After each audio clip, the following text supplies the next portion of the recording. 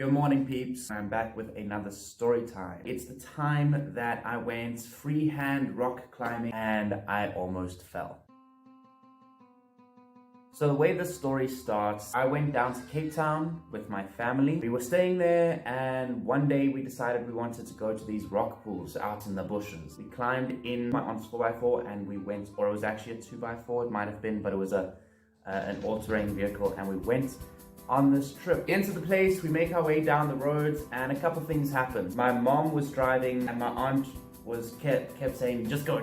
And my mom was not comfortable with it. She was like, no, this road is getting bad. Eventually we did get stuck. Nobody knew how to get out of it. So I decided, hey, let me get out and actually observe the situation. So I just started like moving rocks. And then I was like, hey, that's not a bad idea to actually move enough rocks along the path that the car can then get over the rocks and move. So then that's what I started doing. So then we made our way to the safer path to wherever we wanted to go, the rock pool. So we got to the rock pool. Everyone else was like, look at the rock pools. My sister and I were like, look at the mountain. Now with this mountain, there's an easy way to go up it, and then there's a hard way to go up it. My sister likes the easy way, but with hard integers. So like where she has to jump from rock to rock and things like that. I don't know if she could do that now with her knee, but back then she did do that. She would jump from rock to rock and kind of skip along like a mountain goat. Whereas I like the spider effect of climbing up the steep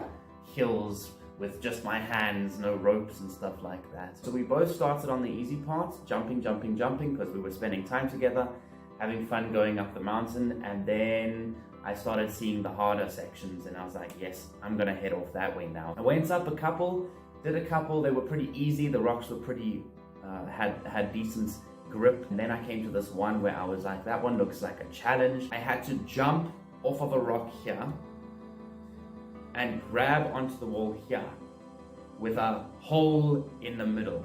So I did that.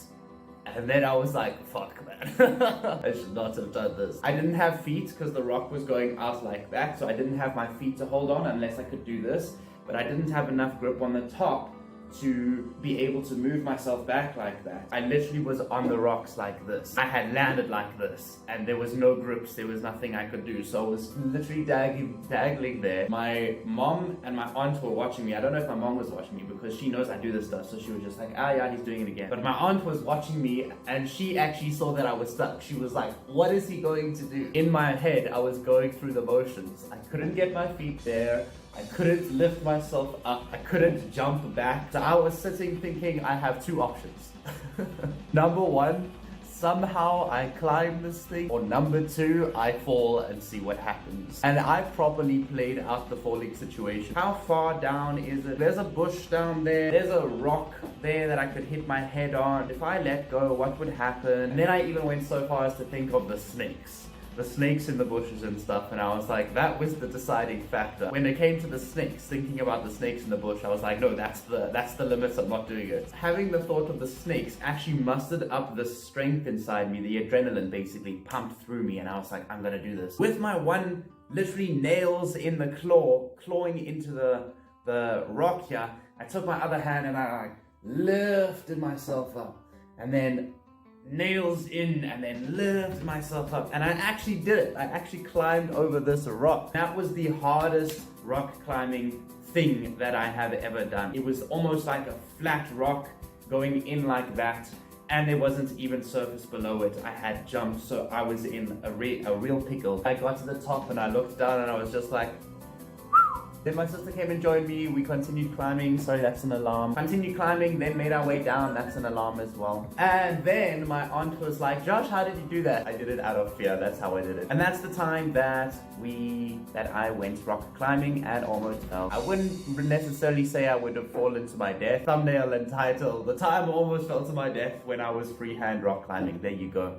That's a good title. I hope you enjoyed the video. Thanks for subscribing. Thanks for leaving a like. Let me know in the comments if you've got any stories like this yourself, or if you're also a fellow rock climber. Let me know if you prefer to climb with the rope or without the rope. Since that day, I personally prefer to climb without the rope, because if I have a rope, it'll always give me the ability to let go. Whereas without the rope, I get in situations like that and I know it's either do this or die.